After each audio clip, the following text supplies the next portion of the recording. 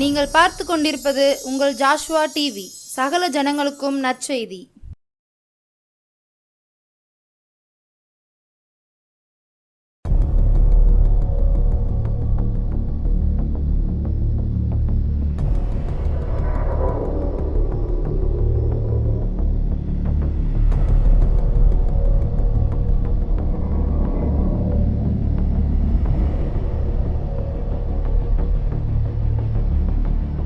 Joshua TV நேயர்களுக்கும் இயேசு கிறிஸ்துவின் அன்பின் வாழ்த்துதலை தெரிவித்துக் கொடுக்கணும். எழுப்புதல் நேரத்துக்காக ஜெபம் பண்ணலாமா? ஆண்டவரே, நன்றியோடு துதிக்கிறோம், சோதரிக்கிற ஆண்டவரே, பரிசுத்த ஆவியானவரே, ஒரு விஷயம் ஆண்டவரே, இந்த எழுப்புதல் நேரத்துக்காக உங்கள் சமூகத்தில் வருகிற ஆண்டவரே, அப்பா நீங்கள் பேசுங்க. அப்பா, இஸ்ரவேலில் நீங்கள் மகிமைப்பட்டது போல பிள்ளைகளோடு நீங்கள் மகிமைப்படுங்க ஆண்டவரே. பரிசுத்த ஆவியான ஒவ்வொரு வார்த்தையும் ஆண்டவரே, மனுஷன் அப்பத்தில் மாத்திரம் தேவனோட வாயிலிருந்து பிறக்கிற ஒவ்வொரு வார்த்தையும் பிழைப்பான்னு சொன்னீங்களப்பா. அந்த வார்த்தையின்படி அப்பா ஒவ்வொருவரும் எழுப்புதலுக்காக ஆயத்தமாகிற பாத்திரமாய் மாற்றுங்க ஆண்டவரே. பரிசுத்த ஆவியானவரே, இம்மட்டும் காத்து எபனேசரே துதிக்கிறம்பா. இனி காத்து வழி நடத்துங்க. ஏசு கிறிஸ்து மூலம் ஜெபிக்கிறோம் நல்ல பிதாவே, ஆமென். வாசிக்கலாமா? யோவான் 3ஆம் அதிகாரம் 16ஆவது வசனம். தேவன் தம்முடைய ஒரே பேரான குமாரனை விசுவாசிக்கிறவன் எவனோ அவன் கெட்டு போகாமல் நித்திய ஜீவனை அடையும்படிக்கு அவரை தந்தர்லி இவ்வளவாய் உலகத்தில் அன்பு கூர்ந்தார். பாருங்க, தேவன் தம்முடைய ஒரே பேரான குமாரனை விசுவாசிக்கிற எவனோ அவன் கெட்டு போகாமல் நித்திய ஜீவனை அடையும்படிக்கு அவரை தந்தர்லி இவ்வளவாய் உலகத்தில் அன்பு கூர்ந்தார். ஏன்னா தேவன் என்ன அப்படின்னு, ஒரு மனுஷன் கூட கெட்டு போகக்கூடாது, நித்திய ஜீவனுக்குள்ளே எப்படியாவது என்ன செஞ்சிடணும், வந்து நித்திய ஜீவனை அடையணும் அப்படிங்கிறது தான் என்ன செய்யுது கிறிஸ்துவோட நோக்கமும் அதுதான் இருக்குது. ஏன்னா நம்ம என்ன செய்ய நித்திய ஜீவனை பெற்றுக்கொள்ளுகிற பிள்ளைகளாக நம்ம என்ன செய்யணும், மாறணும். நம்ம ஆயத்தமாக இருக்கிறோமா நித்திய ஜீவனை பெற்றுக்கொள்கிறதுக்கு? அதுக்குள்ளே பாத்திரமாக நம்ம மாறி இருக்கிறோமா? நித்திய ஜீவனை பெற்றுக்கொள்கிற அளவுக்கு நம்ம தகுதி உள்ள பாத்திரமாக மாறி இருக்கோமா அப்படின்னு சொல்லி நம்ம யோசிக்கலாமா? இந்த பாருங்கள், நம்ம வாழ்க்கையில் ஆண்டவருக்காக எதையாவது செஞ்சுருக்கிறோமா? அந்த நித்திய ஜீவனை பெற்றுக்கொள்கிற அளவுக்கு நம்ம ஆண்டவருக்கு என்ன ஊழியம் செஞ்சுருக்கிறோம், நம்ம என்ன மாதிரி ஊழியங்கள்லாம் செஞ்சுருக்கிறோம், அந்த நித்திய ஜீவனை பெற்றுக்கொள்கிறதுக்கு நம்ம என்ன பாத்திரம்னா மாறி இருக்கோம். வாசிக்கலாமா? மார்க்கு 10ஆம் அதிகாரம் 17ஆவது வசனம். அவர் புறப்பட்டு வழியிலே போகையில் ஒருவன் ஓடி வந்து முன்பாக முழங்கால் படியிட்டு, நல்ல போதகரே, நித்திய ஜீவனை சுதந்திரத்து கொள்ளும்படி நான் என்ன செய்ய வேண்டும் என்று கேட்டான். பாருங்க, ஒருத்தர் எதிர்பட்டு ஆண்டவர் எதிர்பட்டு ஏசப்பாவுக்கு முன்னால் போய் நான் நித்திய ஜீவனை பெற்றுக்கொள்வதற்கு நான் என்ன செய்யணும் அப்படின்னு சொல்லி கேட்குறான். அப்போ பாருங்கள், அப்போ அந்த நித்திய ஜீவனை பெற்றுக்கொள்கிறதுக்கு நம்ம நினைக்கிறோம் எப்படியாவது நினச்சி ஞானஸ்தானம் எடுத்துட்டோம், அதே மாதிரி பரிசுத்த ஆவியின் வல்லமையை பெற்றுட்டோம், நம்ம எப்படியாவது என்ன செஞ்சிடலாம், பரலோகத்துக்கு போயிடலாம் அப்படின்னு தான் என்ன செஞ்சுக்கிறோம். ஆவியிலையும் ஜலத்திலையும் பரவாத தேவனுடைய ராஜ்யத்தில் பிரவேசிக்க முடியாதுன்னு சொல்லி வேதம் சொல்லப்படுகிறது. அதே வேதம் சொல்ல இருபக்கமும் கருக்குள்ள பட்டையன்னு சொல்லி வேதம் சொல்லப்படுகிறது. அப்போ அதுக்குள்ளே பாத்திரனா நம்ம மாறி இருக்கிறோமா? நம்ம வாழ்க்கையில் எப்படி இருக்கிறோம்? நித்திய ஜீவனை பெற்றுக்கொள்கிற அளவுக்கு நம்ம பாத்திரவனாக மாறி இருக்கோம்? நித்திய ஜீவனை நம்ம அடையிறதுக்கு நமக்கு தகுதி உள்ளமான மாறி இருக்கிறோமா அப்படின்னு சொல்லி சிந்திச்சு பார்க்கலாம். அந்த எழுப்புதல் நேரத்தில் ஆண்டவர் நம்மளை பயன்படுத்துறதுக்கு, ஆண்டவர் நம்மளை சித்தம் நம்மளோட வெளிப்படுறதுக்கு, அந்த நித்திய ஜீவனை பெற்றுக்கொள்கிற பாத்திரமாக நம்ம மாறும்போது தான் அந்த எழுப்புதலின் பாத்திரமாக நம்ம எடுத்து என்ன செய்ய முடியும், ஆண்டவர் நம்மளை பயன்படுத்த முடியும். ஆண்டவர் சித்தம் நம்மளோட வெளிப்படுறதுக்கு அவர் வல்லமையுள்ள தேவனாக இருக்கிறாரு. அதான் அந்த மனுஷன் கேட்குறான், நான் நித்திய ஜீவனை பெற்றுக்கொள்கிறதுக்கு நான் என்ன செய்யணும் அப்படின்னு சொல்கிறாரு. ஒரு விஷயம் பார்த்தீங்கன்னா, ரெண்டு ஓட இருந்துச்சுன்னா ஒன்று ஒருத்தனுக்கு கொடு அப்படின்னு சொல்கிறார், உனக்கு இருக்கிறத விற்று கொடு அப்படின்னு சொல்கிறாரு. நம்ம இன்றைக்கி என்ன செஞ்சுட்டு இருக்கோம் அப்படின்னா, நம்ம வாழ்க்கையில் வித்தியாசமாக தான் இருக்கிறோம். என்ன செய்யணும், இன்னும் அதிகமாக சேர்க்கணும், நம்ம இன்னும் அதிகமாக வச்சுக்கணும், நம்ம கொடுக்கணும் அப்படிங்கிற மனப்படம் நமக்குள்ளே இருந்த அன்பு வெளிப்படலை. அந்த அன்பு வெளிப்பட்டுச்சு அப்படின்னா அந்த நித்திய ஜீவனுக்கு கட்டாயம் என்ன செய்யணும், நம்மளால் போக முடியும். எல்லாத்திலையும் நம்ம குணாதிசயங்கள் மாறாமல் இருக்கிறதுனால தான் என்ன செய்ய முடியல, அந்த நித்திய ஜீவனுக்குள்ளே நம்ம உறுதியாக நம்ம நினைக்கிறோம், நம்ம ஞானஸ்தானம் எடுத்துட்டோம், பரிசுத்த ஆவியின் வல்லமை பெற்றுட்டோம், 7வது நாள் ஆண்டவர் சமூகத்துக்கு போயிடுறோம், எப்படியாவது என்ன செஞ்சிருவோம், நம்ம பரலோக ராஜ்யத்துக்கு போயிடலாம். ஏசப்பா நமக்கு சொல்லியிருக்கிறார், உனக்குன்னு ஒரு இடத்தை ஆயத்தம் பண்ண போகிறேன், பரதேசியில் உனக்கு ஒரு இடத்தை ஆயத்தம் பண்ண போகிறேன் அப்படின்னு சொல்லியிருக்காரு. அப்போ கட்டாயம் நமக்கு அந்த இடம் இருக்குது. அந்த இடத்துக்கு போகிறதுக்கு நம்ம பாத்திரவானாக இருக்கிறோமா? அந்த நித்திய ஜீவனை பெற்றுக்கொள்கிறதுக்கு நம்ம பாத்திரவானாக இருக்கிறோமா? அதுக்குள்ளே தகுதி உள்ள பாத்திரவானாக இருக்கணுமா? அந்த வேதம் சொல்லப்படுற நல்ல கனி கூடாத மரமெல்லாம் வெட்டுண்டு அக்கினியில் போடப்படுது. கோடாரியானது வேறு இருக்க ஆயத்தமாக்கப்பட்டிருக்கு. அது நல்ல கனி கூடாத மரமெல்லாம் என்ன செய்யப்படுமா, வெட்டுண்டு அக்கினியில் போடப்படுது. அந்த யோவான் சொல்கிறாரு பாருங்க, தெளிவாக சொல்கிறாரு, நான் ஜலத்திலையும் என்ன செய்கிற ஞானஸ்தானம் பரிசுத்த ஆவியின் வல்லமையை பெற்றுக்கிடுவோம். அதே மாதிரி என்ன சொல்கிற, விரியன் பாம்பு குட்டிகளே வருகிற பொல்லாப்புக்கு தப்பித்துக் கொள்ளுங்க, மனம் திரும்ப கேட்ட கனிகளை கொடுங்க அப்படின்னு சொல்கிறார். அப்போ நித்திய ஜீவனை பெற்றுக்கொள்கிறதுக்கு நம்ம கனி கொடுத்துருக்கிறோமா? நித்திய ஜீவனுக்குள்ளே நம்ம போகிறதுக்கு நிச்சயம் நம்ம ஆயத்தமாக இல்லை பாத்திரமாக மாறி இருக்கிறோமா? அந்த நித்திய ஜீவனை பெற்றுக்கொள்கிறதுக்கு நம்ம ஆயத்தமாக இருந்து என்ன செஞ்சுருக்கிறோமா? ஆண்டவருக்கு பிரியமான வழியில் நடந்திருக்கிறோமா அப்படின்னு சொல்லி சிந்திக்கலாமா? அந்த நித்திய ஜீவனை பெற்றுக்கொள்கிறதுக்கு நம்ம தகுதி உள்ள பாத்திரமாக என்ன செய்யணும், மாறணும். வாசிக்கலாமா? தீமோத்தேயு 6:19. நித்திய ஜீவனை பற்றி கொள்ளும்படி வருங்காலத்திற்கு தங்களுக்குள் நல்ல ஆதாரத்தையும் பொக்கிஷமாக வைக்கும் அவர்களுக்கு கட்டளையிடு.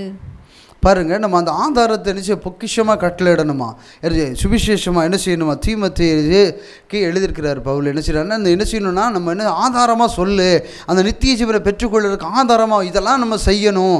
அப்போ அந்த தீமோத்தேயுக்கு அப்போ தெளிவாக சொல்கிறார் என்னென்னா, அது ஆதாரமாக சுவிசேஷம் அறிவிக்கணும், கட்டுண்டவர்களை காவலிருந்து விடுதலையாக்கணும், மூங்களை முறிக்கணும், சத்துருவி சகல வல்லமைகளை நிர்மூலமாக்கணும், அநேகரை விடுதலையாக்கணும், இவர் தான் உண்மையுள்ள கடவுள்னு சொல்லி என்ன செய்யணும், நம்ம வெளிப்படுத்தி சொல்லணும். அதுதான் நம்மளை நிரூபிக்கிறது தான் ஆண்டவர் என்ன செய்ய நம்மளை அபிஷேகம் பண்ணியிருக்கிறாரு, நம்மளை முன்குறித்து இருக்கிறாரு. அந்த நித்திய ஜீவனை உறுதியாக என்ன செய்ய பற்றி கொள்றதுக்கு என்ன செய்யும், நம்ம வழியை ஆயத்தப்படுத்த. நம்ம மட்டும் ஆயத்தப்படுறது இல்லை, அநேகர் ஆயத்தம் வசனம் சொல்லுது, நீ ஆயத்தப்படு, ஒரு கூட்டத்தினர்கள் ஆயத்தப்படுத்தி காவலனா இருந்து சொல்லி வேதம் சொல்லப்படுகிறது.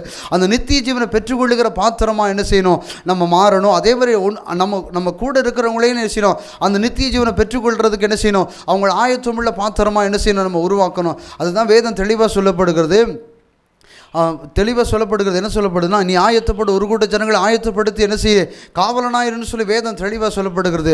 நம்ம அநேகரை ஆயத்தப்படுத்தி இருக்கிறோமா, நம்ம அநேகரை உருவாக்கி இருக்கிறோமா, நம்ம சன்னதி அதான் சொல்ல சன்னதி மேலே ஒன்று ஆவியை ஊற்றுமேன்னு சொல்லப்படுகிறது கர்த்தருடைய வேதம். அதே மாதிரி நம்ம சன்னதி மேலே ஆவி ஊற்றப்பட்டிருக்கிறா, நம்ம குடும்பத்தில் அபிஷேகம் பெற்றிருக்கிறாங்களா, நம்ம குடும்பத்தில் ஊழிகை செஞ்சுருக்கிறாங்களா, நம்ம சன்னதியில் ஊழிகை செஞ்சுருக்கிறாங்களா, நம்ம கிராமத்தில் ஊழிகை செஞ்சுருக்கிறாங்களா. அப்போ ஆண்டவருக்கு நித்திய ஜீவனை பெற்றுக்கொள்றதுக்கு பாத்திரமான என்ன செய்யணும், நம்ம தகுதி உள்ள பாத்திரமாக நம்ம மாறும்போது தான் ஆண்டவர் நம்மளோட மகிமைப்படுகிற தேவனா இருக்கிறார். ஒரு தடவை வாசிங்க அந்த வசனத்தை. நித்திய ஜீவனை பற்றி கொள்ளும்படி வருங்காலத்திற்காக தங்களுக்கு நல்ல ஆதாரத்தை பொக்கிஷமாக வைக்கவும் அவர்களுக்கு கட்டளையிடு. பாருங்க, ஆதாரத்தை பொக்கிஷமாக என்ன செய்யணுமா, கட்டளையிடணும் அப்படின்னு சொல்லி என்ன செய்கிறாரு, தெளிவாக எழுதியிருக்கிறாங்க வேதத்தில். அப்போ ஆதாரமாக என்ன செய்ய, நீ நித்திய ஜீவனை பெற்றுக்கொள்றதுக்கு அது கட்டளையாக கை கொள்ளுங்க, கட்டளையாக என்ன செய்யுங்க, கை கொள்ளுங்க. அப்படி தான் என்ன செய்ய தீமோத்தேயுக்கு பவுல் எழுதியிருக்கிறாரு. கட்டளையாக எங்கே போனாலும் சரி, எந்த ஆலயத்துக்குள்ளே போனாலும் சரி, எந்த ஜெபக்குழுக்குள்ளே போனாலும் சரி, எந்த கிராமத்துக்குள்ளே போனாலும் சரி, எந்த பட்டணத்துக்குள்ளே போனாலும் சரி, நித்திய ஜீவனை குறித்து என்ன செய்ய கட்டளையாக என்ன செய்ய நீ சொல்லு அப்படிங்கிறாரு. நித்திய ஜீவனை குறித்து என்ன செய்ய கட்டளையை பிரசங்கம் பண்ணு அப்படின்னு சொல்லி யார் தீமோத்தேயுக்கு எழுதுறாரு, யார் பவுல் எழுதுறாரு. அதே போல தான் அந்த நித்திய ஜீவனை பெற்றுக்கொள்றதுக்கு நம்ம ஒரு பாத்திரமானா நம்ம மாறி இருக்கிறோமா, அந்த நித்திய ஜீவனை பெற்றுக்கொள்றதுக்கு நம்ம அநேகரை என்ன செய்யணுமா, நம்ம ஆதாயப்படுத்தி இருக்கிறோமா. அப்போ நம்ம வாழ்க்கையில் என்ன செய்யணும், அந்த நித்திய ஜீவனை பெற்றுக்கொள்றதுக்கு நம்ம ஒரு பாத்திரமாக என்ன செய்யணும், மாறணும். அதே மாதிரி நம்ம அநேகரை என்ன செய்யணும், அவங்கள மாற்றணும். அதே வாசிக்கலாம் 1 தீமோத்தேயு 6:12. விசுவாசத்தின் நல்ல போராட்டத்தை போராடு, நித்திய ஜீவனை பற்றுக்கொள், அதற்காகவே நீ அழைக்கப்பட்டாய், அநேக சாட்சிகளுக்கு முன்பாக நல்ல அறிக்கை பண்ணுகிறவனுமாய் இருக்கிறாய். பாருங்க, நல்ல போராட்டத்தை போராடு. பவுல் தீமோத்தேயுக்கு எழுதுறாரு, நல்ல போராட்டத்தை போராடுது, நித்திய ஜீவனை பெற்றுக்கொள்ளு. அப்போ எதுக்காக என்ன, நல்ல போராட்டத்தை ஆண்டவருக்காக என்ன செய்யணும், பாடுகளை அனுபவிக்கணும், வேதனைகளை அனுபவிக்கணும், சஞ்சலங்களை அவருக்காக வேதனைப்படணும், அவருக்காக சஞ்சலத்தை அனுபவிக்கணும், அதுக்கு அவருக்காக என்ன செய்யணும், பிரயாசப்படணும், அவருக்காக என்ன செய்யணும், நீ அதற்காக அழைக்கப்பட்டாய் அப்படின்னு சொல்லி என்ன செய்ய பவுல் தீமோத்தேயுக்கு என்ன செய்கிறாரு, எழுதுறாரு. அதே போல தான் இன்னைக்கு பவுல் தீமோத்தேயுக்கு எழுதுனது போல தான் இன்னைக்கு வேதத்தில் நமக்கு எழுதி வைத்திருக்கிறாங்க. நீ அவருக்காக அழைக்கப்பட்டவ, நீ அதற்காக நீ அழைக்கப்பட்டவ, நீ அதற்காக அந்த கனமான ஊழியத்துக்காக, கனமான சித்தத்துக்காக அந்த கட்டளை கை கொள்ளணும், அந்த கட்டளை கை கொள்ளணும். அந்த நம்ம ஆண்டவருக்காக என்ன செய்யணும், நித்திய ஜீவனை பெற்றுக்கொள்ள அளவுக்கு நம்ம ஒரு பாத்திரமான என்ன செய்யணும், நல்ல போராட்டத்தை போராடி நித்திய ஜீவனை பெற்றுக்கொள்ள. நம்ம ஆண்டவருக்காக என்ன போராட்டம் போராடி இருக்கோம், ஆண்டவருக்காக என்னத்தை இழந்திருக்கிறோம், ஆண்டவருக்காக எதை கிரயமாக செலுத்தி இருக்கிறோம். இன்றைக்கி என்ன செய்யறோம், நம்ம பிள்ளைகளுக்காக நம்ம குடும்பங்களுக்காக என்ன செஞ்சுட்டு இருக்கோம், நம்ம ஓடிட்டு இருக்கோமே ஒழிய ஆண்டவருக்காக எதுவுமே ஓடலையே, ஆண்டவருக்காக நம்ம எதுவுமே செய்யலையே. நம்ம என்ன செஞ்சிடும், வெந்ததை திண்டு விதி வந்தால் போயிடுவோம் அப்படின்னு சொல்லி தான் என்ன செஞ்சுருக்கோம். நம்ம இன்னும் வரை என்ன செய்ய உட்காந்துட்டு இருக்கிறோம். அந்த நித்திய ஜீவனை பெற்றுக்கொள்கிற அளவுக்கு நம்ம பாத்திரமான மாறி இருக்கிறோமா. அதுக்கு தான் நிச்சயராரு புத்தி சொல்கிறாரு பவுல். யாருக்கு புத்தி சொல்கிறாரு, தீமோத்தேயுக்கு சொல்கிறாரு, நல்ல போராட்டத்தை போராடு, நித்திய ஜீவனை பெற்றுக்கொள்ளு, நித்திய ஜீவனை பெற்றுக்கொள்ளு அப்படின்னு சொல்லி சொல்கிறாரு. அப்போ எதுக்காகனா, கிறிஸ்துவ வாழ்க்கையில் போராட்டம் இருக்குது, அந்த போராட்டத்தில் சகிச்சு அந்த நித்திய ஜீவனை பெற்றுக்கொள்கிற அளவுக்கு அந்த பாத்திரவனாக மாறணும். மாறும்போது தான் ஆண்டவர் நம்மளோடு மகிமைப்படுகிற காலங்கள் அது சமீபமாக இருக்குது. வாசிக்கலாமா? யோவான் 17:3.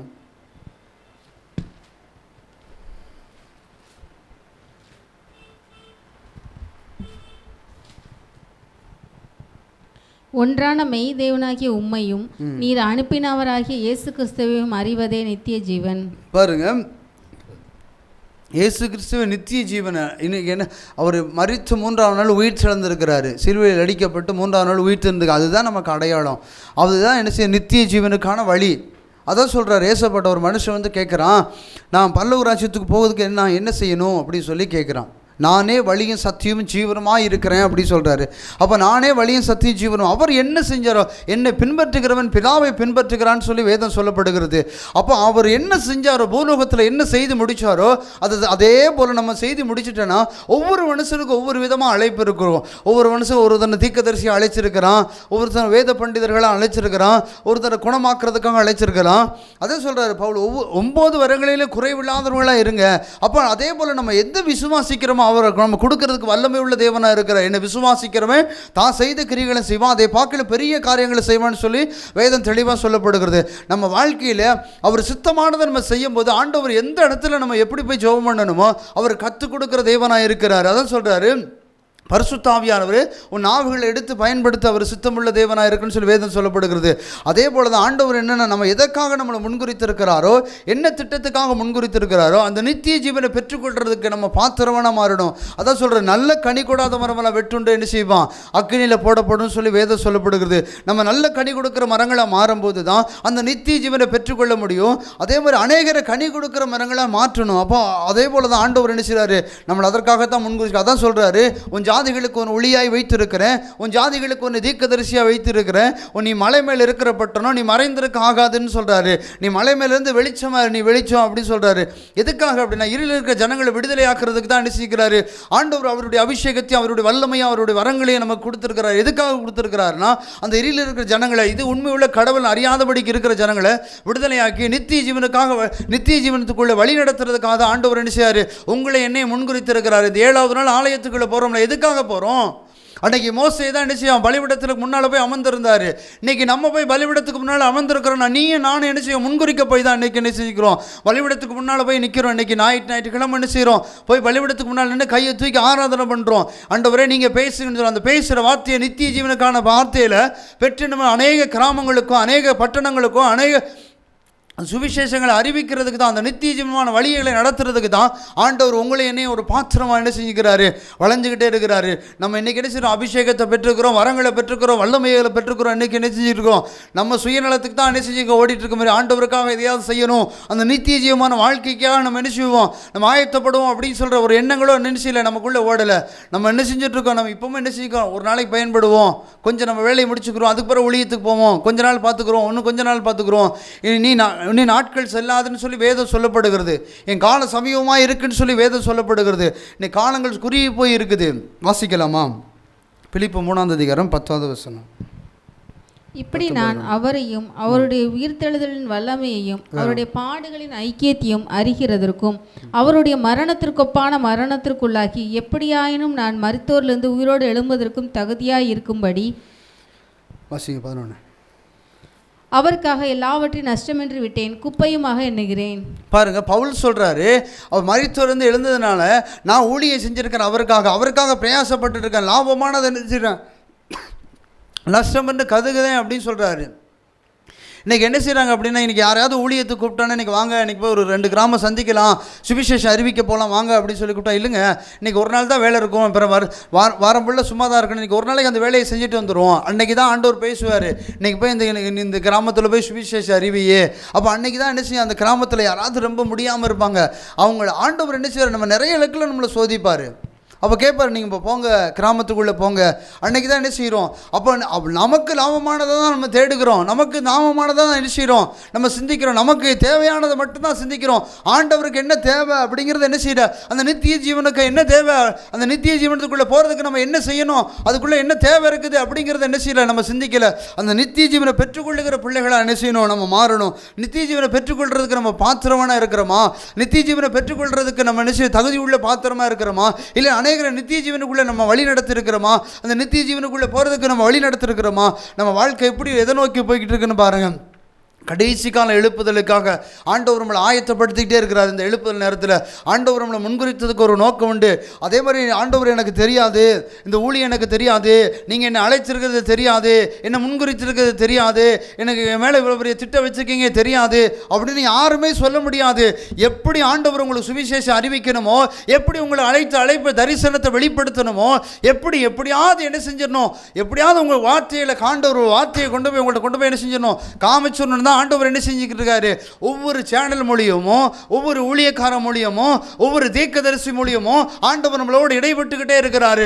ஆண்டவர் நம்மளோடு என்ன செய்யறாரு, பிரசன்னமாகிட்டே இருக்கிறாரு. எதுக்காக பிரசன்னமாகிட்டு இருக்கிறாரு? எழுப்புதல் சமயமாக இருக்குது, தேவனுடைய திட்டம் வெளிப்பட போகுது, தேவனுடைய நோக்கம் வெளிப்பட போகுது. அவர் தாமதிக்கிறதுக்கு காரணமே என்ன செய்யணும், இன்னும் அநேகர் ரட்சிக்கப்படட்டும் அப்படிங்கிறது தான். அவர் சொன்ன காரியங்கள் எல்லாம் பூமியில் நடந்து முடிஞ்சிச்சு. கொள்ளை நோய் வரும்னாரு, ஜலப்பிரவேசம் வரும், சில பூமி எதிர்ச்சி வரும்னு சொன்னார், ஜனத்துக்கு ஜன விரோதமாக இருக்குன்னு சொன்னாங்க. எல்லாமே நடந்து முடிஞ்சிச்சு. இந்த கடைசி நடக்க போற காரியம் சுவிசேஷமும் ரட்சிக்கப்படணும், ஜனங்கள் அநேகர் ரட்சிக்கப்படணும். அப்பதான் அவர் ஒரு வருகை வரும். வருகை சமீபமாக இருக்குன்னு சொல்றாரு. ரெண்டு விஷயம், ஜன ரட்சிக்கப்படணும், சுவிசேஷம் அறிவிக்கப்படணும். அதுக்குத்தான் நித்திய ஜீவனுக்காகத்தான், அந்த நித்திய ஜீவனுக்கு வழிக்காக என்ன செய்றாரு ஆண்டவர் உங்களை என்னையே என்ன செய்றாரு, ஆயத்தப்படுத்தி இருக்கிறாரு. இன்னைக்கு ஞானஸ்தானம் ஒவ்வொரு மனுஷனும் ஞானஸ்தானம் எடுத்திருக்கிறோம். எதற்காக ஞானஸ்தானம் எடுத்திருக்கிறோம்? அவருக்காக நம்ம ஊழியம் செய்வோம். நம்ம ஞானஸ்தானம் எடுக்கும் அன்னைக்கு பொருத்தனை பண்றோம். என்ன செய்யறோம்னா, ஆண்டவருக்கு நாங்கள் ஞானஸ்தானம் எடுத்திருக்கிறோம், நான் சொந்த குமாரன், உங்கள் ஊழியத்தை நான் செய்வேன், நான் உங்களுக்கு சுவிசேஷம் அறிவிப்பேன் அப்படின்னு சொல்லி என்ன செய்யறோம், ஞானஸ்தான தொட்டியில் என்ன செய்கிறோம், வாக்குறுதி பண்ணுறோம். ஒரு வசனம் தெளிவாக சொல்லப்படுகிறது, நீ பொருத்தனை பண்ணி அந்த பொருத்தனை நிறைவேற்று, இல்லைன்னா பொருத்தனை பண்ணாமலே இரு, அது மேலு அப்படி சொல்லி வேதம் சொல்லப்படுகிறது. அந்த பொருத்தனைக்கு கூட ஆண்டவர் என்ன செய்வார், கணக்கு. இப்போ நம்ம அன்றைக்கி சொன்ன வாக்குத்தத்தம் பண்ணியிருக்கிறோம், ஆண்டவருக்கு நான் எப்படியாவது சுவிசேஷம் அறிவிப்போம் அப்படின்னு சொல்லி ஐயர் நம்ம தலையை பிடிச்சி முக்கும்போது, தண்ணியில் முக்கும்போது என்ன சொல்கிறோம், நான் ஏசப்பாவுக்கு விசுவாசமாக இருப்பேன், அவர் நான் சொந்த குமாரன், நான் என்னை ஏற்றுக்கொண்டாரு, நான் கட்டாயம் சுவிசேஷம் அறிவிப்பேன், அநேகரை கட்டிலிருந்து விடுதலை ஆக்குவேன், அநேக நோயிலிருந்து சுகமாக்குவேன் அப்படின்னு சொல்லி வாக்குத்தத்தம் பண்ணி இருக்கிறோம். அந்த வாக்குத்தத்தத்தை நிறைவேற்றி இருக்கிறோமா? அப்படிப்பட்டவன் தான் என்ன செய்ய முடியும், நித்திய ஜீவனுக்குள்ளே போக முடியும். அப்படிப்பட்டவன் தான் என்ன செய்யும், பல்லவ ராஜ்யத்தை சுதந்தரித்துக் கொள்ள முடியும். இல்லைன்னா மற்றவன் இதில் என்ன செய்ய முடியாது, சுதந்தரித்துக் கொள்ள முடியாது. வேதம் தெளிவாக சொல்லப்படுகிறது. நல்ல கனி கொடாத மரமெல்லாம் என்ன செய்யப்படுமா, வெட்டுண்ட அக்னியில் போடப்படும் சொல்லி வேதம் சொல்லப்படுகிறது. நம்ம எதை நோக்கி போய்கிட்டு இருக்கோம்? ஆண்டவர் பாருங்க நம்மளை எதற்காக முன்குறித்திருக்காரு. நம்ம பிரயோஜனம் இல்லாத பாத்திரம் நம்மளையும் தகுதி உள்ள பாத்திரமா மாற்றி அவர் பக்கத்தில் நம்ம வலது வருஷத்தில் அமர பண்ணுறதுக்கு தான் நம்மளை என்ன செய்றாரு, ஆயத்தப்படுது அப்படின்னு சொல்றாரு. நீ ஆயத்தப்படு, ஒரு கூட்ட ஜனங்களை, உங்க கூட இருக்கிற ஒரு கூட்ட ஜனங்களை நீ ஆயத்தப்படுத்து அப்படின்னு சொல்றாரு. நம்ம ஆயத்தப்பட்டு இருக்கோமா, இல்லை நம்ம கூட இருக்கிறவங்களை ஆயத்தப்படுத்தி இருக்கிறோமா? நம்ம என்ன செய்கிறோம், இப்போவும் வெந்ததை திருட்டு விதி வந்தால் போயிடுவோம் அப்படின்னு தான் நம்ம உட்காந்துட்டு இருக்கோம். வாசிக்கிறீங்களா? யோவான் 5:13, 1 யோவான் 5:13. உங்களுக்கு நித்திய ஜீவன் உண்டென்று நீங்கள் அறியவும், தேவகுமாரனுடைய நாமத்தின் மேல் நீங்கள் விசுவாசமாய் இருக்கவும், தேவகுமாரனுடைய நாமத்தின் மேல் விசுவாசமாய் இருக்கிற உங்களுக்கு இவைகளை எழுதியிருக்கிறேன். பாருங்கள், உங்களுக்கு நித்திய ஜீவன் இருக்குன்னு சொல்லி நீங்கள் விசுவாசிக்கணும் அப்படி சொல்லி வேதத்தில் தெளிவாக சொல்லப்படுகிறது. 1 யோவான் எழுதியிருக்கிறார், உங்களுக்கு நித்திய ஜீவன் இருக்குது, நீங்கள் விசுவாசத்தோடு இருங்க. அது உண்மைதான், இல்லைன்னு சொல்ல முடியாது. நித்திய ஜீவன் கட்டாயம் என்ன செய்யுது, உங்களுக்கு இருக்குது அப்படின்னு சொல்கிறார் யோவான். அந்த நித்திய ஜீவனை பெற்றுக்கொள்றதுக்கு ஒவ்வொரு மனுஷனுக்கும் என்ன செய்கிறார், நித்திய ஜீவனை பெற்றுக்கொள்றதுக்கு என்னென்ன நம்ம ஆயத்தமுள்ள பாத்திரமாக மாறும்போது தான் ஆண்டவர் நம்மளை கொண்டு பெரிய காரியங்களை செய்ய. நம்ம நித்திய ஜீவனுக்கு ஆயத்தம் ஆகிட்டோம்னா நம்ம தேசத்தை கலக்கிறவங்களாம் மாறிடுவோம். நித்திய ஜீவனுக்குள்ளே நம்ம ஆயத்தம் ஆரம்பிச்சிட்டோம் அப்படின்னா ஆண்டவர் நம்மளை பயன்படுத்துகிற விதமே வித்தியாசமாக இருக்கும். ஆண்டவர் சொல்கிறாரு, அன்றைக்கி பவுலே போல எனக்கு ஒரு ஊழியக்காரர் வேணும், ஒரு பிலிப்பை போல ஒரு ஊழியக்காரர் வேணும், யோவானை போல என்ன செய்யணும், சுவிசேஷம் அறிவிக்கிறதுக்கு ஒரு தேவ மனுஷன் கிடைக்க மாட்டானா அப்படி சொல்லி புலம்பி தவிக்கிறாரு. இன்றைக்கி நம்ம நினைக்கிறோம் நம்மளோட வாழ்க்கையில் நம்ம காரியம் நடக்குதான், இன்றைக்கி எல்லாமே ஆண்டவர் சமூகத்தில் போய் உட்கார காரணம் என்ன அப்படின்னா, நமக்குள்ள தேவை சந்திக்கப்படுதா, நமக்குள்ள காரியம் நிறைவேறுதா, நமக்குள்ள திட்டம் நிறைவேறுதா, ஆண்டவர் நமக்கு நன்மைகளை செய்வாரா, அவர் எப்படியும் போகிறார், நம்ம கரெக்டாக இருக்கிறோமா, நம்ம வாழ்க்கையில் நமக்கு சரியாக கிடைக்குதா அப்படி தான் நினைக்கிறோம். ஆண்டவர் எவ்வளவோ பாரத்தில் இருக்கார். இன்றைக்கி அநேக ஜனத்துக்கு சுவிசேஷம் அறிவிக்கணும், அநேக ஜனத்துக்கு நித்திய ஜீவனை பரித்தி என்ன செய்யணும், சொல்லணும் அப்படிங்கிறது தான் ஆண்டவருடைய நோக்கமாக இருக்குது. ஜெபம் பண்ணலாமா? ஆண்டவரே உம்மை நன்றியோடு உம்மை துதிக்கிறோம், ஸ்தோத்திரிக்கிறோம் ஆண்டவரே. அப்பா அந்த நித்திய ஜீவனை பெற்றுக்கொள்கிறதுக்கு ஆண்டவரே அப்பா எங்களை தகுதி உள்ள பாத்திரமாக மாற்றுங்க ஆண்டவரே. அப்பா எதற்காக முன்குறித்தீரோ, அப்பா எதற்காக பவுல் சொன்னது போல் எதற்காக என்னை பிடித்தீரோ அதை நான் லக்கை நோக்கி தொடர ஆண்டவரே. பந்தய பொருளை பெற்றுக்கொள்ள எங்களை ஆயற்றமுள்ள பாத்திரமங்களாக மாறுங்கன்னு சொல்லி பவுல் கேட்டது போல் ஆண்டவரே எங்களை ஒவ்வொருவரும் அப்பா அந்த டிவி சேனலை பார்த்துட்டு இருக்கிற, அப்பா அந்த ஜாசுவா டிவி சேனலை பார்த்துட்டு இருக்கிற, அப்பா அந்த செய்தி கேட்டுட்டு இருக்கிற ஒவ்வொரு பிள்ளைகளுக்காக ஜெபிக்கிற ஆண்டவரே. அப்பா அந்த நித்திய ஜீவனை பெற்றுக்கொள்ளுகிற பிள்ளைகளை மாற்றுங்க ஆண்டவரே. பரிசுத்த ஆவியானவரே எங்களை தாழ்த்தி வெறுமையாக்குகிற ஆண்டவரே. இம்மட்டும் காத்து எபினேசரே உம்மை துதிக்கிறோம்பா. இனி காத்து வழி நடத்துங்க. இயேசு கிறிஸ்துவின் ஜெபிக்கிறோம் நல்ல பிதாவே, ஆமென்.